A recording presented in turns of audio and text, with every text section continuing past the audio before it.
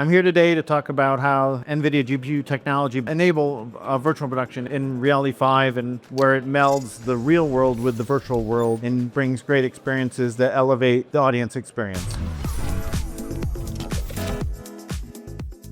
Believe it or not, it's been 20 years. The NVIDIA GPU has been integrated into broadcast solutions and media entertainment and bringing amazing video effects to movies and the television that you watch and sporting events. So 20 years, and what's been traditionally the GPU has been used for rendering, now there are features in the last few generations of the GPU that enable AI so we can make the audience experience even better. And then the GPU, you typically think about, oh, it's in your workstation and you're generating your great content on your workstation, but the GPU can also be in the data center, the same GPU, and then it can also be in the cloud. And the behavior and the performance is all the same. Like I said, 20 years of GPUs powering media entertainment. The current generation is what we call the Ada Lovelace architecture. It has four main pillars. We have the stream multiprocessor, which for half the power of the previous generation gives you 90 teraflops of performance for rendering and AI. And then for AI, we have the fourth generation tensor cores. And then we have ray tracing now for amazing ray trace visual accurate lighting scenes, which you've seen in some of the demonstrations here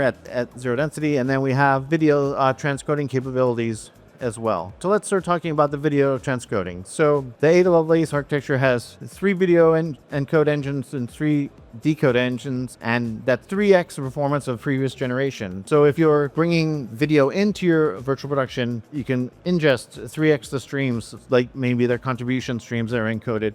Or if you're going out and you want to transcode from your virtual production, you have 3x the performance on the output side as well. And then we also added encoding for AV1, which, if you don't know, AV1 provides a higher quality encoding at a lower bit rate or lower bandwidth, so it's a better viewing for your audience. The next feature is the 4th generation tensor cores. A tensor core, that's the key in the GPU for doing AI. So it does the matrix multiply and accumulate that are used for AI training and AI inference. So with the Ada architecture, we get up to 2.4 times the performance of previous generations for great AI experiences. And in broadcast, these include AI telestration, content discovery, so looking through video and seeing what's in the video so that you can infer from that. Also real-time subtitling and translation for different geographies, doing content analysis and viewer analytics so you can determine what your audience is really watching so that you can personalize it later.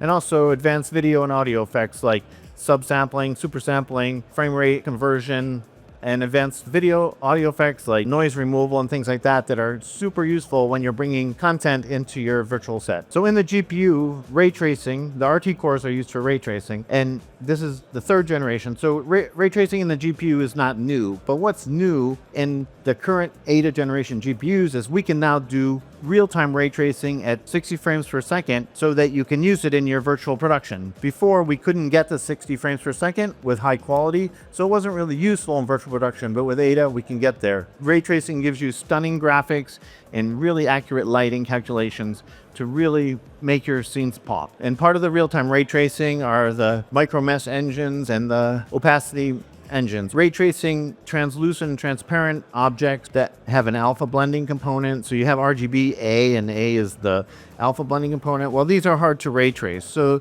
the opacity micromap engine makes this easier and really high performant, which you need for virtual production. And then the displaced micromap engine takes pieces of geometry and makes smaller pieces of geometry so they ray trace at a higher resolution and look more cleaner and precise in your virtual set or in your virtual production.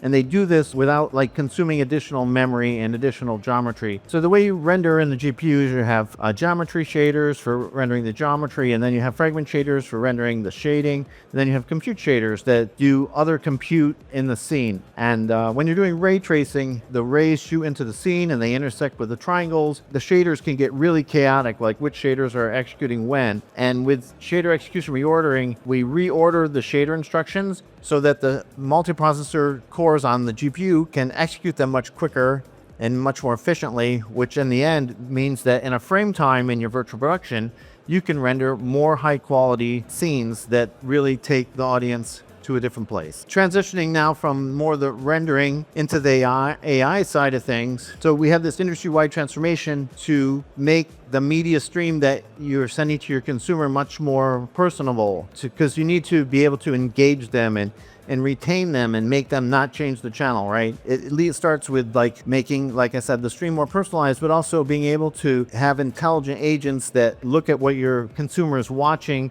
and then allow you to make decisions on your end as what to put in the stream that you send them. And then there's also things about packaging and delivery and streaming services that aren't exactly what we're going to talk about here, but those are other ways to engage the audience. At NVIDIA, we think of AI 3 different ways. We have generative AI, which is large language models and large video models, which take content and create new content. And these could be chat bots, they could be personalized live streams where they're looking at the material and creating new material that's more tailored for the audience, right? And then you have predictive AI, which is looking at the content and looking at what your viewer is watching, and it can make decisions that then feed into the generative AI to make the stream more personal for your audience, to retain them again, right? That's one of the goals. AI that we think about is what we call video AI, or video and audio AI.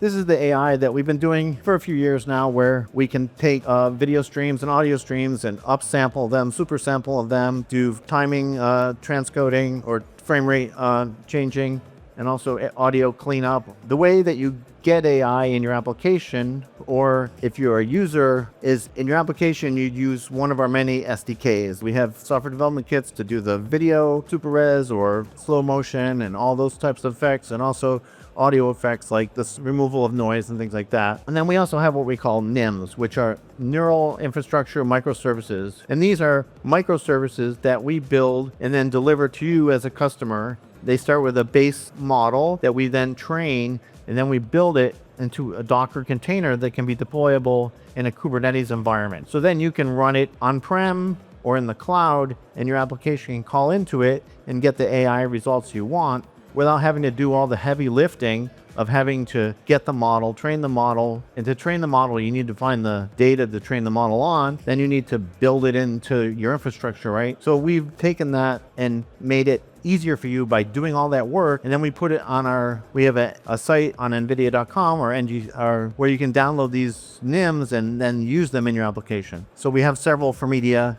and they're more and more we're adding every day. So just getting back to the video AI. So 2 examples that are very common is super resolution. So say you're doing some virtual production and you're doing it in UHD, but you have all these contribution feeds from random cameras, or maybe they're from cell phones or whatever that you want to use in your production or in your broadcast, and you need to get them to UHD, or you need to get them to look good on your set or in your video. So we use the RTX Video Super Resolution SDK for that. And then recently we added the capability that you can take SDR content and make it HDR using AI, so that you can use it composite it into an HDR virtual production, and it doesn't look weird where it otherwise would. Another real cool feature in the ADA generation using AI is the AI generation of actual frames from the existing frames.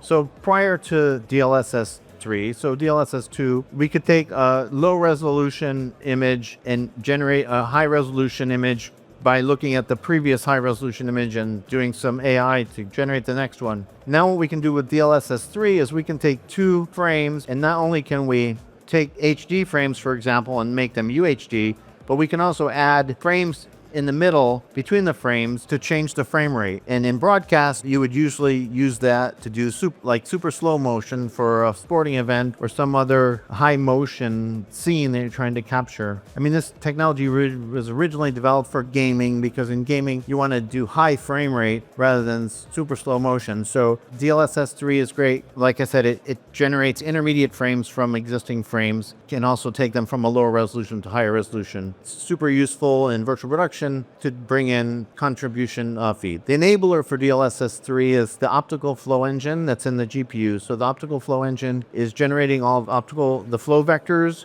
So it's looking at the content as it moves through the scene, and it's generating flow vectors that are then used to estimate where the pixels will be in the subsequent frames, right? And when they combine this with an AI frame generation engine that's also in the GPU, that's how we generate the intermediate frame. If you've seen the demo, you've seen all the cool effects. Well, those are a combination of using the NVIDIA GPU, both for the rendering and the real-time ray tracing, as I described, generate the light accurate renderings, and also the AI part for like they do the content or the tracking of the talent tracking with AI, the rendering of the shadows that bounce off the AR effects. That's all done and through the magic of the GPU, and we're super happy and glad to have the opportunity to work with the great engineers at Zero Density to make this possible, and come here to IBC today and talk to you about it.